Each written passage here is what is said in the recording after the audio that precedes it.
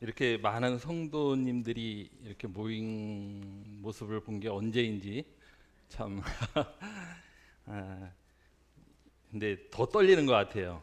성도님들이 이렇게 많으니까 아, 이 이게 우리 일상이었는데 이 코로나 때문에 이 넓은 홀에 2, 30분의 성도님들과 또 마스크 쓰고 이렇게 예배를 드렸던 것이 참 너무나 안타까웠던 지난 시간이었던 것 같습니다.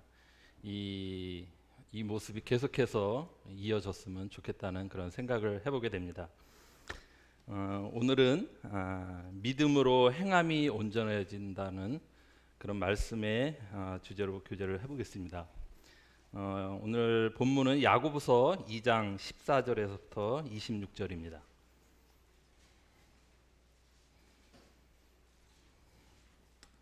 야고보서 2장 14절에서 26절. 이 형제 자매님이 이렇게 1절씩 교독으로 한번 읽어보겠습니다. 먼저 14절 형제님들이 먼저 읽겠습니다. 내 형제 시작. 내 형제들아, 만일 사람이 믿음이 있노라 하고 행함이 없으면 무슨 유익이 있으리요? 그 믿음이 능히 자기를 구원하겠느냐?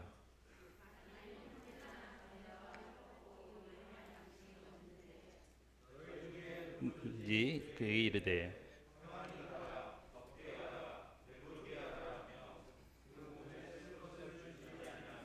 무슨 유익이 있으리요?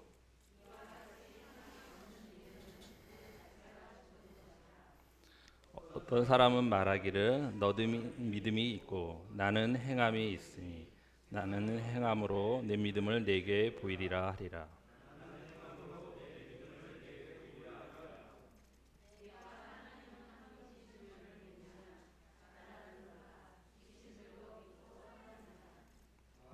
허탄한 사람아, 행함이 없는 믿음이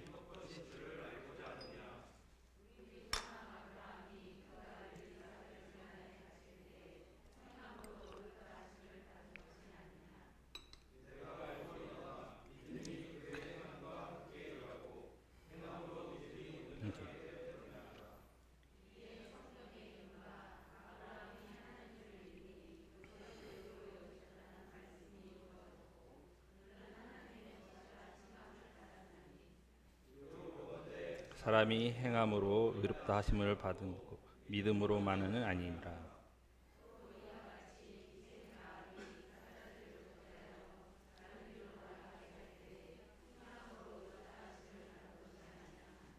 영은 없는 몸이 죽은 것 같이 행함이 없는 믿음은 죽은 것이니라. 예, 감사합니다. 제가 이 말씀을 준비하면서 저 자신을 돌아봤을 때 잘 안 되는 부분 중에 하나인 것을 이렇게 보게 되었고, 이 말씀이 어떤 저의 지식적으로 남는 것이 아니라 행함으로 저희 믿음이 온전해지길 바라는 그런 간절한 기도하는 마음으로 이 말씀을 준비를 했던 것 같습니다. 이 믿음이란 단어를 사전적 의미로 찾아보니까 어떤 사실이나 사람을 믿음 이렇게 나와 있더라고요. 근데 이 믿음이란 단어는 우리 거듭난 그리스도인들에게 가장 중요한 단어가 아닐까 그렇게 생각이 되어집니다. 우리는 완전하신 사람으로 이 땅에 오신 삼위일체의 하나님이 우리를 위해 행하신 일을 믿는 것입니다.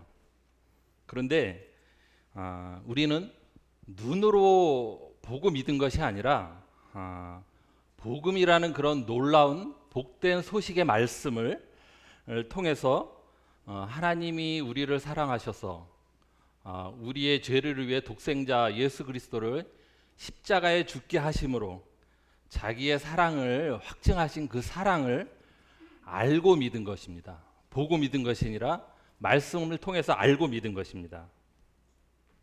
그래서 이 에베소서 2장 8절에 너희는 그 은혜에 의하여 믿음으로 말미암아 구원을 받았으니 이것이 너희에게서 난 것이 아니요 하나님의 선물이라. 하나님의 선물이라고 이렇게 하셨습니다. 때로는 우리가 연약해서 이 도마처럼 우리의 믿음이 흔들릴 때도 있습니다. 근데 예수님은 우리의 믿음을 탓하지 아니하시고 예수께서 이르시되 너는 나를 본고로 믿느냐 보지 못하고 믿는 자는 복되도다라고 우리의 마음을 위로하시고 또 격려를 하십니다. 이런 위로의 말씀을 통해서 우리가 우리의 믿음을 다잡고 다시 믿음의 생활을 하게 되는데, 우리 성도는 눈에 보이는 것을 따라 살아가는 것이 아니라 눈에 보이지 않는 것을 따라 믿음으로 살아가는 자들입니다. 그래서 성경에서는 믿음이 없이는 하나님을 기쁘시게 못하나니 반드시 그가 계신 것과 또한 자기를 찾는 자에게 상 주심을 믿어야 할지니라. 이런 믿음으로 우리는 주님을 바라보며 살아가야 할 것입니다. 오늘 이 야고보서는 이 성경에서 보면 야고보라는 그 이름이 여러 나오는데, 오늘 야고보서는 예수님의 친형제인 야고보가 저술한 것으로 우리의 믿음의 실제적인 삶을 통해서 보여주어야 할 필요성을 다루고 있는 것입니다. 그 당시에 구원받았다고 하면서 믿음의 삶을 살지 못하는 사람들이 있었고, 지금 이 시대에도 그런 사람이 있는 것을 경고하고 있는 것입니다. 먼저 오늘 본문 말씀을 요약해 보면, 우리가 거듭난 그리스도인이라면 그의 삶의 상태가 어떠해야 할 것인지에 대한 초점이 맞춰져 있습니다.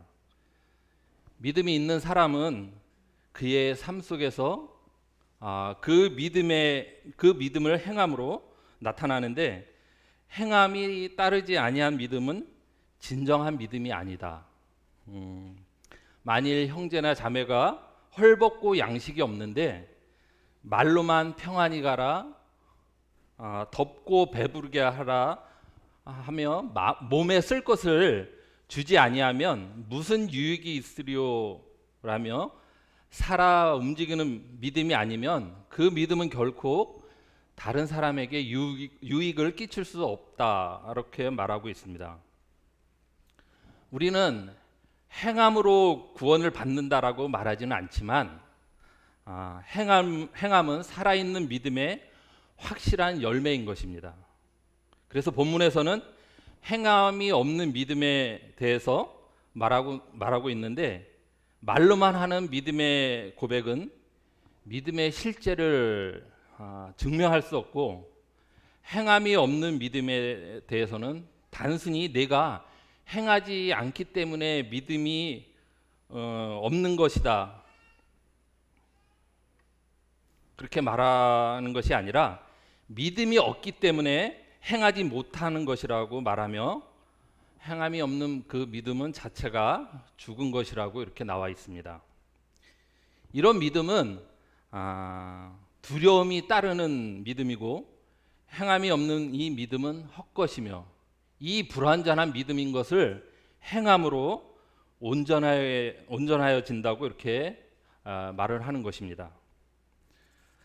단순한 믿음 고백만으로 믿음의 실제를 입증할 수 없기 때문에 행함이 믿음은 아니지만 참된 믿음에는 행함이 따른다는 것을 본문에서 강조하고 있습니다.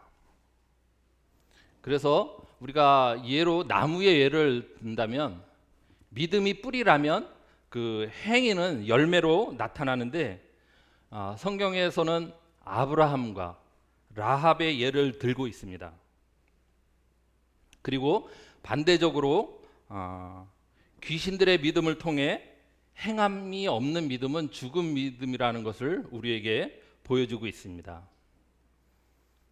아브라함은 창세기 15장에 아브라함이 여호와를 믿으니 여호와께서 이를 그의 의로 여기시고, 아브라함은 믿음으로 의롭다함을 받고 한참 후에 22장에서 가서 믿음 가운데 이삭을 바침으로 자기 믿음이 참인 것을 증명함으로 보여주었습니다. 그리고 하나님으로부터 벗이라는 칭함을 받았습니다. 또 기생 라합은 하나님의 말씀을 이스라엘의 사건을 통해서 듣고 믿음으로 이스라엘 하나님은 전능하신 하나님이라는 것을 깨닫게 되었고, 또 그분을 신뢰할 때 행함은 살아있는 믿음의 확실한 열매임을 나타내었습니다. 그래서 행함은 살아있는 믿음의 확실한 열매이고, 믿음이 없기 때문에 행함이 없는 믿음은 그 자체가 죽은 것이라고 이렇게 결론을 본문에서 내립니다. 본문에서는 행하는 믿음을 구원과도 연결을 합니다. 행함 없는 믿음이 능히 너희를 구원하겠느냐, 구원과도 연결하면서 우리에게 질문을 하고 있습니다. 야고보는 행함으로 나타나지 않는 믿음은 자신을 구원할 수 없다고 말하는데, 여기서는 입으로만 고백하는 그 사람에 대한 묘사인 것입니다. 다시 말하면 우리가 구원받고 말씀 안에서 자라가는 성도는 삶에서 나타나는 특징이 있습니다. 영의 양식인 말씀 읽기를 좋아하고 모이기를 힘쓰고, 또 성도의 교제를 사모하고, 또 예배를 사모합니다. 근데 이런 증거가 나타나지 않는 그런 사람을 말하면서 그런 믿음은 무익한 것이고 또 말뿐인 아무것도 아닌 것을 말하고 있습니다. 바울 서신과 야고보서가 다른 것이 이 의롭다함에 대한 정의입니다. 바울은 오직 믿음으로 믿음을 강조하고 있고, 야고보서는 아브라함의 예를 들어서 행함으로 의롭다함을 받는 게 아니냐며 행함으로 받았다고 기록하고 있습니다. 이 두 부분만 보면은 오직 믿음으로와 정면으로 이렇게 부딪히는 것을 보이는데, 그러나 그 바울과 야고보는 믿음과 행함의 모순을 말하는 것보다 서로 보완된 설명을 하고 있는 것으로 볼 수가 있습니다. 그래서 이 바울과 야고보에 대한 대조를 비교해 보면, 바울은 서신서에서 하나님 안에서의 출생의 문제를 이렇게 더 중점적으로 다루는 것을 보게 됩니다. 그리고 믿음으로 말미암아 의롭다함을 받았다는 칭의에 관해서 성경에 이렇게 강조를 하고요. 또 믿음으로 말미암아 구원받은 우리의 신분, 하나님의 자녀로 살아가는 그런 신분에 대해서 강조하는 것을 또 볼 수가 있습니다. 그리고 하나님과 나와의 어떤 수직적인 관계를 중시하고요. 또 이 많은 부분들에서 보면 이방인들에게 서신으로 이렇게 했던 것들을 강조하는 모습을 볼 수가 있고요. 율법의 행위로 구원을 얻는다는 사람들에게 믿음으로 구원을 얻는다는 사실을 강조를 합니다. 그리고 우리의 내면적인 부분을 많이 다루는 것을 볼 수가 있습니다. 근데 이 야고보는 이와 반대로 구원받은 우리의 어떠한 성장 안에 문제를 다루는 것을 볼 수가 있고, 또 의롭다함을 받은 사람이 실제로 어떻게 그 의로 이루어가는가 하는 삶에 대한 가르침, 그런 부분이 많이 적혀 있습니다. 또 나와 성도 간의 수평적인 관계, 그런 부분을 강조를 하고, 또 우리가 삶을 통해서 영광의 주님을 나타나야 된다는 그런 부분을 강조를 하는 것을 볼 수가 있습니다. 그리고 바울과는 달리 우리의 내면적인 부분을 많이 다루고 있습니다. 이들의 공통점으로는 믿음으로 말미암아 구원을 얻는다는 것과, 믿음으로 구원을 얻으면 새로운 피조물인 것과, 또 선한 일을 위하여 지으심을 받았기에 참으로 그 사람에게서 삶의 변화가 일어난다는 것입니다. 근데 사도 바울은 또 그 말씀 가운데 믿음만 강조한 것이 아닙니다. 에베소서 2장 10절에 보면 우리는 그 만드신 바라 그리스도 예수 안에서 선한 일을 위하여 지으심을 받은 자하니 이 일은 하나님이 전에 예비하사 우리로 그 가운데서 행하게 하려 하심이라. 믿음에서 반드시 행함을 따르는 진리를 말하고 있습니다. 그러면 우리가 이런 믿음으로 행함을 하려면 행함에 믿음의 현장이 있어야 됩니다. 우리 성도교회는 그런 면에서 그 살아있는 믿음을 행함으로 축복받은 교회가 아닌가 이런 생각이 되어집니다. 우리가 ISF, 그다음에 외국인 전도, 새 소식반, 또 구도자가 왔을 때 아니면 그 다른 모임에서 청구 왔을 때 우리가 행하는 그런 섬김을 보면 참으로 감사가 되는데, 지난번 수요 집회 때 우리 예찬 형제가 했던 어떻게 어디서 우리가 땅끝이라는 그 말씀과도 연관이 되어지는데, 이런 것을 행할 때 우리는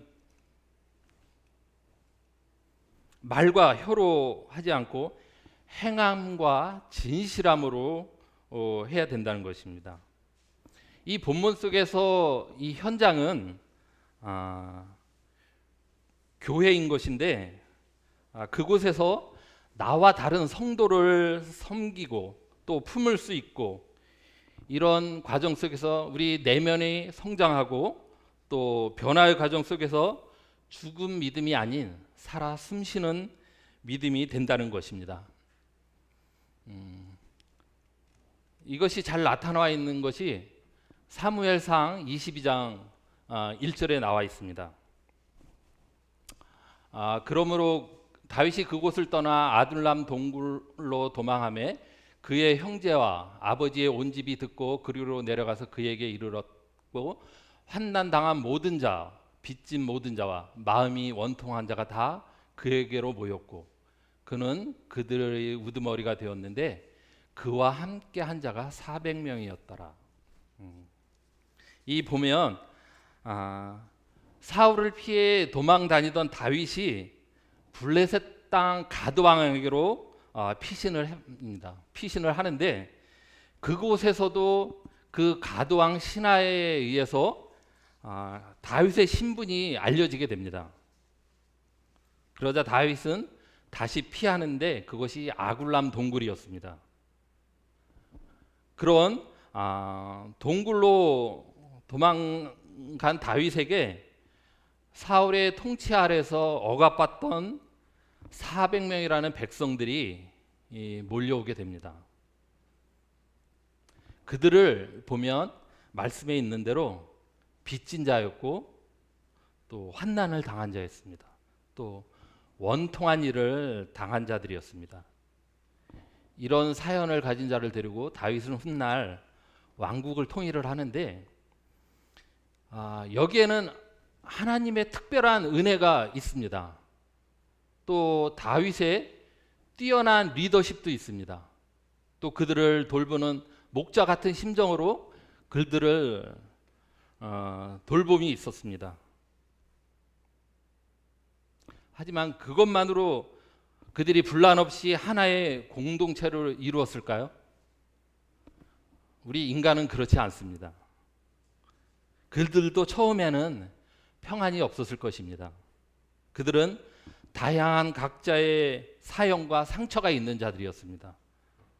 그렇지만 다윗은 왕국을 통일하고 그들을 중요한 자리에 앉히면서 나라가 평안을 찾고 부흥하기 시작을 했습니다. 그들은 서로가 서로를 보듬어 주었습니다. 그 상처를 어루만져 주었습니다. 위로하고 용납하며 자기의 목소리를 내지를 않았습니다. 그렇기 때문에 함께 눈물을 흘리며 이루어가는 하나의 공동체가 되었던 것입니다. 우리 이 교회도 마찬가지입니다. 우리도 죄인들이 모이고 다양한 계층, 다양한 연령, 그 다음에 다양한 사연을 가진 사람들이 모인 곳입니다. 우리도 이 아굴람에 모인 400명처럼 하나님으로부터 온 말씀을 또 행함으로 그런 아름다운 공동체가 되어서 하나님의 사랑 안에서 주님의 뜻을 이루어 드리는 그런 교회가 되면 좋겠다는 생각을 해보게 됩니다. 본문에서는 또 믿음에도 종류가 있는 것을 보게 됩니다. 야고보서 2장 26절에 보면 영은 없는 몸이 죽은 것 같이 행함이 없는 믿음은 죽은 것이라. 죽은 믿음에 대해서 나와 있습니다. 이것은 지적으로 동의만 하는 그런 믿음입니다. 이 죽은 믿음에는 행함이 없습니다. 19절을 보면 내가 하나님은 한 분이신 줄을 믿느냐 잘하는도다. 귀신들도 믿고 떠느니라. 귀신들도 주님을 믿고 떱니다. 그리고 마태복음 8장 28에 29절에 보면 예수께서 건너편 가다라 지방에 가시매 귀신 들린 자 둘이 무덤 사이에서 나와 예수를 만나니 그들은 몹시 사나워 아무도 그 길로 지나갈 수 없을 지경이더라. 이에 그들이 소리질러 이르되 하나님의 아들이여 우리가 당신과 무슨 상관이 있나이까? 때가 이르기 전에 우리를 괴롭게 하려고 여기에 오셨나이까 하더라. 예수님을 보고 하나님의 아들이여라고 말을 합니다. 귀신들도 예수님이 하나님의 아들인 것을 압니다. 이 복음서에서 여러 군데에서도 볼 수가 있는데 귀신들도 예수님을 믿고 떱니다. 지적으로 예수님이 하나님의 아들이라는 사실을 안 것입니다. 그렇지만 그들은 하나님의 뜻을 행하지는 않습니다. 그렇기 때문에 그들에게는 구원의 믿음이 없습니다. 반면에 믿음으로 구원받은 사람은 참 사랑의 하나님을 만나고 또 그 은혜에 감격하며 크신 하나님의 사랑과 능력을 인해서 마음에 평안을 얻고 주님을 기뻐합니다. 그리고 주님을 사모하며 기다립니다. 이렇게 귀신들이 예수님을 두렵고 떨림으로 인정하는 모습과 성도들이 주님을 인정하는 모습이 참 다른 것을 볼 수가 있습니다. 이것이 우리의 은혜인 것입니다. 두 번째로 속고 속이는 믿음입니다.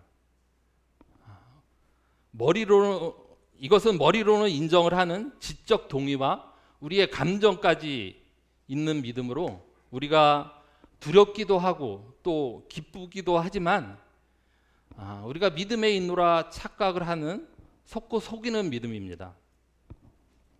제가 처음으로 2000년 3월 달에 그전 연수교회에 처음으로 참석을 했었는데 참석하면서 형님들을 통해서 제가 구원이라는 것을 알았고 2000년 4월 달에 거제교회 김병관 형님이라는 분을 통해서 구원의 복음 집회 때 구원의 확신을 가졌습니다. 그래서 복음 집회 마지막 시간에 끝날 때 기도할 때 굉장히 많은 눈물을 흘렸던 것을 기억하게 되는데 저는 제가 구원을 받아서 기뻐서 흘렸던 눈물이 아니었습니다. 그 당시에는 기도할 때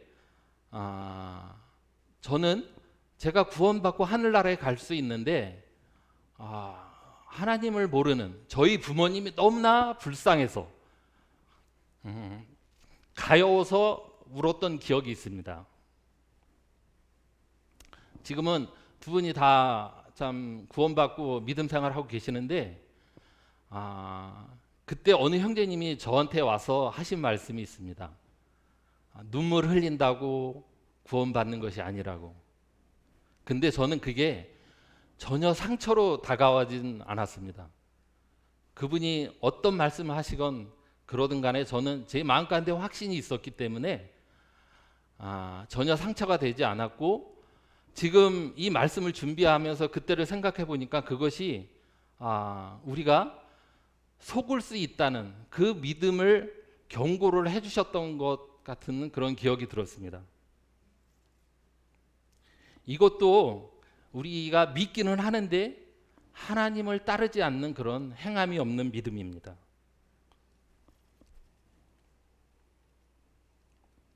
마태복음 8장 26장 21절 23절에 보면 유다의 예를 들어주는 말씀인데, 그들이 먹을 때에 이르시되 내가 진실로 너희에게 이르노니 너희 중 한 사람이 나를 팔리라 하시니 그들이 몹시 근심하여 각각 여짜오되 주여 나는 아니지요 대답하여 이르시되 나와 함께 그릇에 손을 넣는 그가 나를 팔리라. 요한복음 13장 2절에 보면 마귀가 벌써 시몬의 아들 가룟 유다의 마음에 예수를 팔려는 생각을 넣었더라.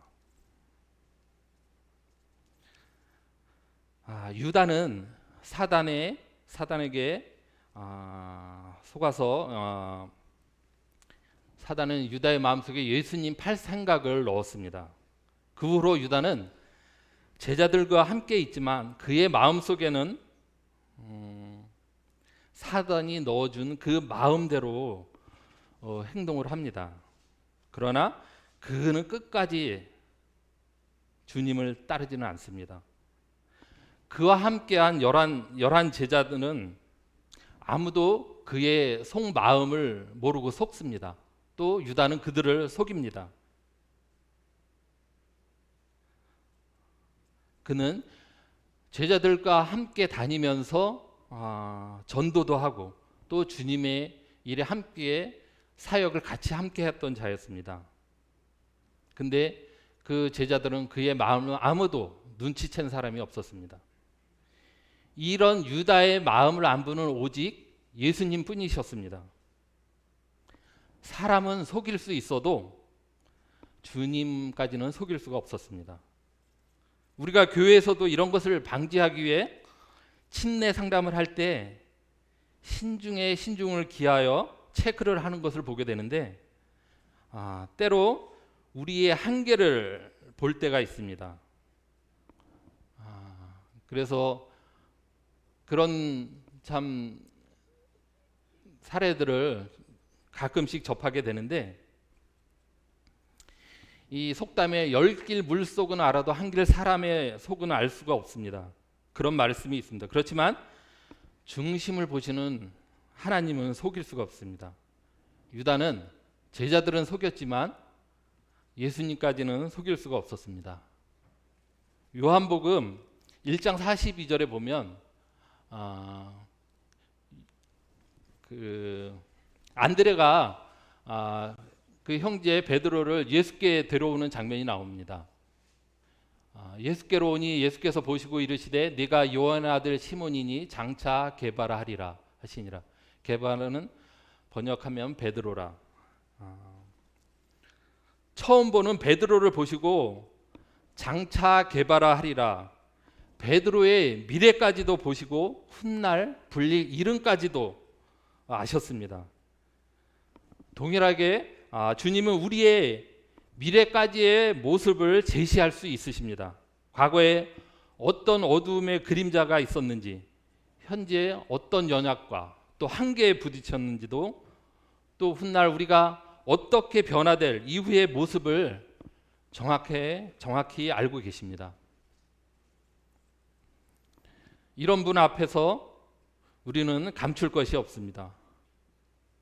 모든 것이 드러나게 되어 있습니다. 그런 면에서 우리는 우리 자신을 한번 돌아보아야 할 것입니다. 세 번째로 살아있는 믿음입니다. 이것은 믿음과 함께 일하는 행함이 따르는 믿음을 말을 합니다. 본문에서는 라합의 예를 들고 있습니다. 이 라합의 예는 여호수아 2장 본문에 나와 있는 것인데, 머리로는 진리에 동의하고 마음으로는 진리를 기뻐하고 열망합니다. 또 뜻을 다해 의지로 진리의 길을 순종하며 따라갑니다. 우리의 정의, 전 인격이 반응하는 그 믿음이 살아있는 믿음입니다. 이 인격이 반응할 때 삶의 변화가 있고 또 진리를 따르겠다는 순종의 결단까지 이르게 되는 참된 믿음을 말을 합니다. 이 라합은 이방인으로서 죄된 삶을 살았던 여인입니다. 믿음은 들음에서 난다고 우리가 왜 때를 얻든지 못 얻든지 간에 말씀을 전하여야 하는지를 알 수 있는 좋은 예입니다. 이 여인은 간간히 들려오는 이스라엘 민족에게 행하신 하나님의 말씀을 들었습니다. 출애굽서부터 홍해를 건너고 광야에서 인도하심과 또 요단을 건널 때 이런 이스라엘 민족에 행하신 그런 크신 일들을 이 여인은 들었습니다. 그리고 상천하지의 하나님이라는 것을 믿었습니다. 또 여리고 성이 함락될 것이라는 것도 믿었습니다. 그런데 이 소식은 그녀만이 들은 것이 아닙니다. 성 전체에 있는 사람들이 들었고 그들의 마음을 표현한 말이 그들의 마음이 녹았다라고 이렇게 성경에 나와 있습니다. 여기서 라합은 지적으로 동의를 했고 또 감정적으로 두렵고 생명의 위협을 받을 수 있는 그런 상황에서도 정탐꾼을 도와 성을 무사히 빠져나갈 수 있도록 도와주었습니다. 그리고 그 성내 모든 사람들이 들었고 두려워하는 가운데 성문이 굳게 닫혀 있었지만 그녀는 믿음으로 이런 것들을 행한 것입니다. 기도로 함께 행한 것입니다. 그래서 목숨 걸고 그 행함을 통해서 구원의 복된 소식을 목숨을 걸고 가족들에게 전하였습니다. 그리하여 가족이 구원을 받고 예수님의 족보에 이름을 올리는 놀라운 영광까지 얻는 것을 보게 됩니다. 이처럼 그녀는 믿음만 가진 것이 아니라 행함으로 살아있는 믿음을 우리에게 보여주었습니다. 믿음이 행함으로 함께 일하고 온전하여진 것입니다. 여기서 그녀가 가진 하나님에 대한 지식, 복음, 이것이 얼마나 있었을까? 그는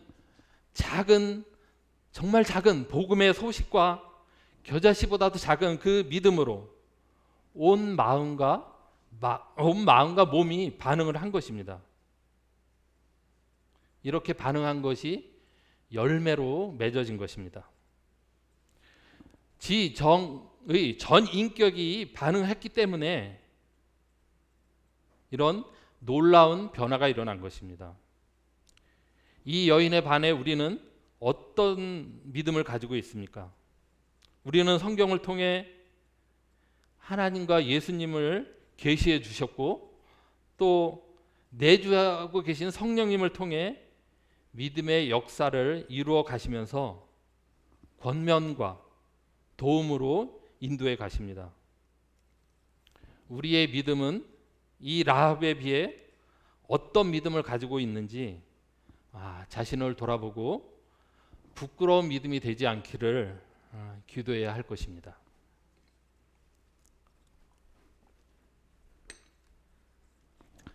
이 살아있는 믿음에는 이것을 행하려면 우리의 눈물과 기도와 또 인내, 겸손 이런 것이 필요합니다. 이런 성령의 열매를 가지고 주님을 충성스럽게 섬긴 사람이 사도 바울입니다. 사도 바울은 섬김에서 겸손과 눈물, 시험 참기를 강조하였습니다. 겸손은 섬기는 자의 자세를 의미하는데 이 겸손에는 내적, 외적 고통이 따르고 그 고통에는 눈물이 없을 수가 없습니다. 빌립보서 3장 18절에 보면 내가 여러 번 너희에게 말하였거니와 이제도 눈물을 흘리며 말하노니 여러 사람들이 그리스도의 십자가의 원수로 행하느니라. 이같이 눈물을 흘리는 겸손한 섬김은 갈등과 시험을 참는 대로 이어집니다. 바울은 주님을 섬기기 위해 자신의 생명을 조금도 귀하게 여기지 않았습니다. 그는 결심만으로 끝난 것이 아니라 실제 삶으로 연결되면서 행함이 따르는 믿음으로 이어졌습니다. 저는 제 안에 이 죽은 믿음이 많은 것을 보게 됩니다. 생각만 하고 행하지 못하는 이 죽은 믿음, 이것이 왜일까를 한번 생각해 보게 되었습니다. 마태복음 6장 21절에 보면 내 보물이 있는 곳에 내 마음도 있느니라. 왜 원하는 섬김, 믿음의 행위를 하지 못할까? 그것은 진정 내가 원치 않기 때문일 수 있습니다. 나의 삶을 돌아보면 내가 귀하게 여기는 재물과 시간을 어디에 쓰는지 보면 알 수가 있습니다. 나의 영적 관리를 위해 시간과 돈을 투자하지 않습니다. 그것은 우리 마음이 주님을 섬기는 것을 보물로 생각하지 않기 때문입니다. 이 사실을 잘 생각해 보아야 합니다. 마음과 생각으로만 하는 삶으로 연결되지 않는 이 믿음의 삶, 또 유혹에 지는 이 연약한 믿음을 믿음의 분량으로만 변명하고 있지 않은지 제 자신을 돌아보게 됩니다. 두 번째로 스스로 속이지 말라입니다. 스스로 속이지 말라. 하나님은 업신여김을 받지 아니하시나니 사람이 무엇으로 심든지 그대로 거두리라.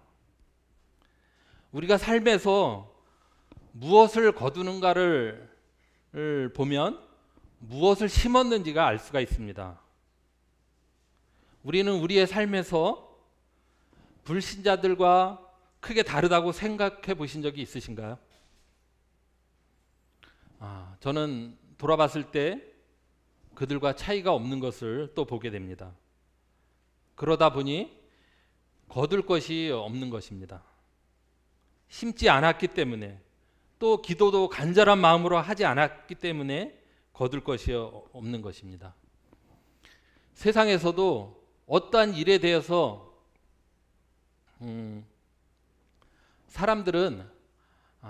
보통의 사람들은 즐기는 자를 이길 수 없다고 합니다. 즐기는 자는 계속하는 자를 이길 수 없고, 계속하는 자는 간절함으로 하는 자를 이길 수 없다고 합니다. 이런 면에서 바울은 충성된 종으로 간절한 마음을 가지고 복음을 전하고 행함이 따르는 살아있는 믿음으로 주님을 알리고 주님을 섬겼습니다. 사도 바울은 또 고린도전서 4장 16절에 그러므로 내가 너에게 권하노니 너희는 나를 본받는 자가 되라. 너희는 나를 본받는 자가 되라며 우리에게 권면을 합니다. 이 나를 본받으라고 하는 이 말은 사도 바울이 자신을 높이고자 한 말이 아닙니다. 바울은 자기 자신을 죄인 중에 괴수라고 말을 했습니다. 그리고 자기 자신을 한없이 낮추었습니다. 이것이 그의 진심이었고 또 주님 섬기는 것을 그 어떤 것보다도 우선순위로 여겼고 또 보람되게 생각했던 분입니다. 또 삶 속에서 만족과 기쁨으로 여겼기 때문에 이런 표현의 말을 했다고 생각이 되어집니다. 우리도 바울처럼 죽은 믿음이 아닌 행하는 믿음으로 주님을 섬기는 것을 보물로 여기며 살아가고 있는지, 또 그 목표를 두고 믿음의 삶을 살아가야 할 것입니다. 마지막으로 야고보서 2장 18절을 함께 읽겠습니다.